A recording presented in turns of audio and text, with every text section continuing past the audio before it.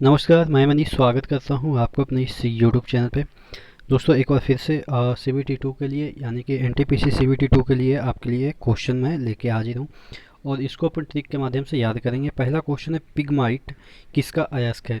देखिएगा, जो पिगमाइट है वो किसका अयस्क है, माइका। माइका जिसे हम अवरक कहते हैं, ये जो कि इलेक्ट्रिक सामान होता है उसमें आप देखेंगे कि ये इंसुलेटर का काम करता है। ठीक है, तो देखिएगा, जो माई होते हैं, माई, ठीक है, माई माई मतलब माँ। कहते हैं ना कि तो सुअर की तरह मुंह मत बना, खाना खा ले। कई बार गुस्सा करके माई बोलते हैं ना कि मतलब कि गाली वाली भी देते हैं कि सुअर कहीं का, इस तरीके से। तो यानी कि पिग जितना भी बर्ड होता है माँ ही बोलती है। ठीक है, मतलब ये याद करने का तरीका, वो अलग बात है कि उसके बाद प्यार भी आती है। लेकिन कहते हैं ना कि सुअर की तरह मुंह मत बना खाना। अगर कोई अच्छा आपको नहीं लग रहा है, एकदम से नाक बहुत सिकुड़ा रहे हैं, तो माँ वगैरह गुस्से में बोल देती है। ठीक है, तो इस तरह से याद रखेंगे कि माइका किसका अवरक है, पिगमाइट। आ, ठीक है, सॉरी, माइका का अवरक, पिगमाइट किसका अयस्क है, अवरक का। राजसमंद जो अवरक क्षेत्र है वो कहाँ पे, देखिएगा। जो राजसमंद अवरक क्षेत्र है वो राजस्थान में है। नाम से ही पता चल रहा है, राज और राजस्थान। ठीक है, राज लिखते हैं शॉर्ट फॉर्म में, जैसे बिहार को BHR लिखते हैं ना गाड़ी के नंबर प्लेट में, उसी तरीके से राज लिखते हैं राजस्थान के नंबर प्लेट में। ठीक है, तो राज राज दोनों में हो जाएगा कॉमन। और जो आपका अवरक क्षेत्र है, इस तरह से भी याद रखेंगे कि अवरक चमकदार होता है और जो राजा का दरबार भी होता है वो चमकदार होता है। तो यानी कि राजसमंद एक प्रकार का अवरक क्षेत्र है, यानी कि वहाँ से अवरक उत्पन्न मतलब कि पैदा होते हैं, या आप कह सकते हैं वहाँ की ज़मीन से निकाले जाते हैं। बोदाम्बे जो जनजाति है, वो कहाँ पे पाई जाती है, तो ये मध्य अफ्रीका में, जो अफ्रीका का ये पूरा देश है, ये पूरा अफ्रीका। तो ये वाला जो क्षेत्र है आपके, यहाँ पे बोदाम्बे जनजाति पाई जाती है। याद कैसे करेंगे, देखिएगा, इसका एक काम क्या है कि जो ये जो जनजाति है वो फेमस है, एक दूसरे की बीवी चुरा के शादी कर लेते हैं। ठीक है, यानी कि पता नहीं एक लड़की का कितना शादी होता होगा, क्योंकि अगर चुरा लेगा तो फिर वो किसी और का चुरा लेगा, फिर वो किसी और का चुरा लेगा, यानी कि वो दाबते रहते हैं एक दूसरे की बीवी, यानी कि दबा के लेके भाग गए हैं। ठीक है, इस तरह से ये जनजाति में फेमस है, ये मध्य अफ्रीका में ये पाए जाते हैं, बोदाम्बे। बोदाबब्बे है। ठीक है, अगला है तसर। रेशम का प्रथम स्थान रखता है तसर। जो रेशम है, रेशम के 4 प्रकार के हैं, मूंगा, तसर, इरे और आपको पता है कि मलबरी। तो ये जो आपके तसर रेशम है वो सबसे ज़्यादा कहाँ पे उत्पन्न होता है, तो ये आपके झारखंड में।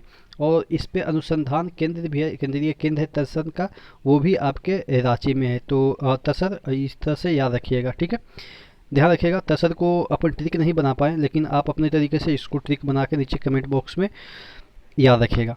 या इसको इस तरह से याद रखिएगा कि जो बिहार था और झारखंड था, ये झारखंड और ये ऊपर बिहार था। तो बिहार के जो नेता जैसे लालू उस समय थे, काफ़ी यहाँ से खनिज संसाधन होता था उसका दोहन करते थे और इसको तरसा देते थे कोई भी चीज़ देने में। तभी तो झारखंड अलग हो गया। वो बोलता था कि हमारे पास इतना संसाधन होते हुए भी हम पूरा बिहार के साथ हैं तो गरीब हैं। ठीक है, तो इस तरह से याद रखेंगे कि जो तसर है, वो जो आपका रेशम है, वो उसका प्रथम स्थान कौन रखता है उत्पादन में, झारखंड रखता है। और तसर केंद्रीय जो अनुसंधान केंद्र है वो भी आपके झारखंड में ही है।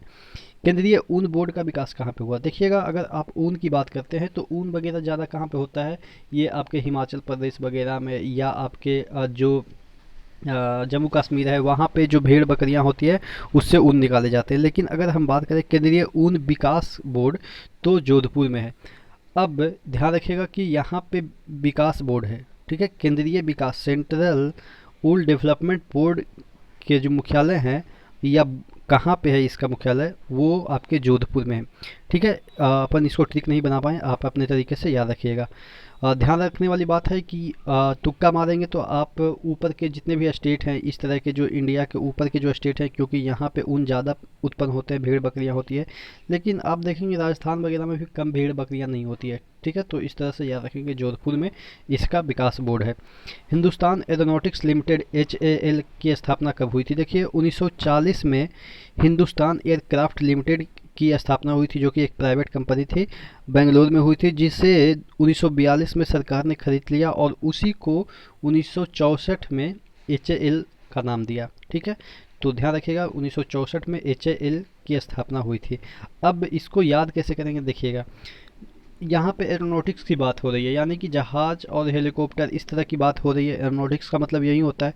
तो जो जहाज या हेलीकॉप्टर पे बैठते हैं वो कहीं पे, यानी कि वो उच्च वर्ग के लोग होते हैं, तो वो कहीं पे जाएंगे तो वो चेयर पे ही बैठेंगे, ज़मीन पे तो बैठेंगे नहीं, या छोटे मोटे बेड पे तो बैठेंगे नहीं, चेयर पे ही बैठेंगे। तो यानी कि जो ये एरोनॉटिक्स वाले होते हैं, यानी कि जो उच्च वर्गीय लोग होते हैं, वो चेयर पे ही हमेशा बैठते हैं, तो चेयर के चार पैर होते हैं। तो इस तरह से हम इसको याद कर सकते हैं।